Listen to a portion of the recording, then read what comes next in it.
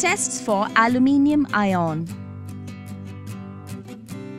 Aluminium is a chemical element with symbol Al. It is found in various salts like aluminium chloride and aluminium oxide as aluminium 3 positive ion.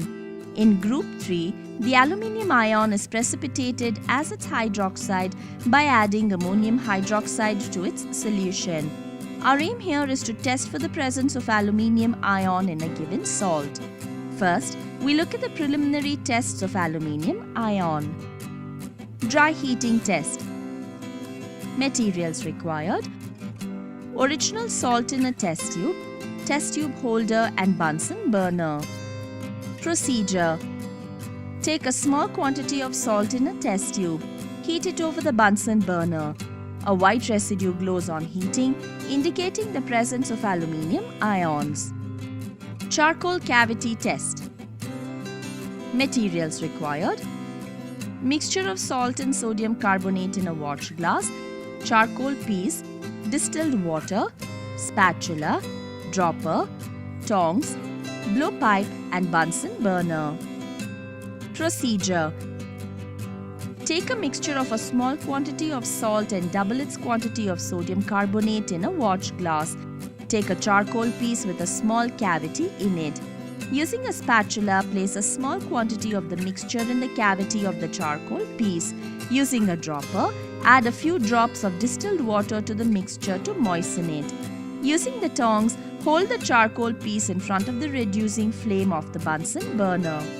Now, direct the reducing flame on the cavity by means of the blowpipe and heat strongly for some time. White residue indicates the presence of aluminium ions. Cobalt nitrate test. Materials required: white residue obtained in the charcoal cavity test, cobalt nitrate solution, dropper, tongs, blowpipe and Bunsen burner. Procedure: take the charcoal piece with white residue in it. Using a dropper, add a few drops of cobalt nitrate solution to the white residue. Using the tongs, hold the charcoal piece in front of the oxidizing flame of the Bunsen burner. Now, direct the oxidizing flame on the cavity by means of the blowpipe and heat strongly for some time. Formation of blue residue indicates the presence of aluminium ions. Next, we look at the analysis of the aluminium ion. Materials required: salt solution in a test tube, concentrated nitric acid, ammonium chloride, ammonium hydroxide, dilute hydrochloric acid, centrifuge, centrifuge tube, droppers, spatula, test tube holder and Bunsen burner. Procedure: take a small quantity of salt solution in a test tube. To this, add a small quantity of concentrated nitric acid using a dropper. Boil the solution for some time over the Bunsen burner. Using the spatula, add a small quantity of ammonium chloride to the solution. Boil the solution again and cool it by placing the test tube in a beaker containing water. Now, add excess of the ammonium hydroxide solution to the test tube and shake. Aluminium ions present in the salt solution react with ammonium hydroxide to form a white gelatinous precipitate of aluminium hydroxide. Transfer the precipitate into a centrifuge tube to separate it by centrifugation. Now, add dilute hydrochloric acid to the precipitate and shake. The precipitate dissolved in hydrochloric acid is due to the formation of soluble aluminium chloride. Finally, we look at the confirmatory test of the aluminium ion. Lake test.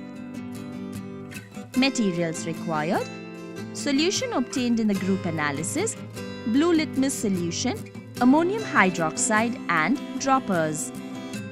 Procedure: take the solution obtained in the group analysis in a test tube. Using a dropper, add a few drops of blue litmus solution to the test tube. A red coloration is obtained due to the acidic nature of the solution. To this, add ammonium hydroxide dropwise till blue color develops. Aluminium chloride present in the solution reacts with ammonium hydroxide to form aluminium hydroxide precipitate, which absorbs blue color from the solution to form an insoluble complex. Precautions: handle hydrochloric acid and nitric acid with proper care because they are highly corrosive. Heating should be done very carefully.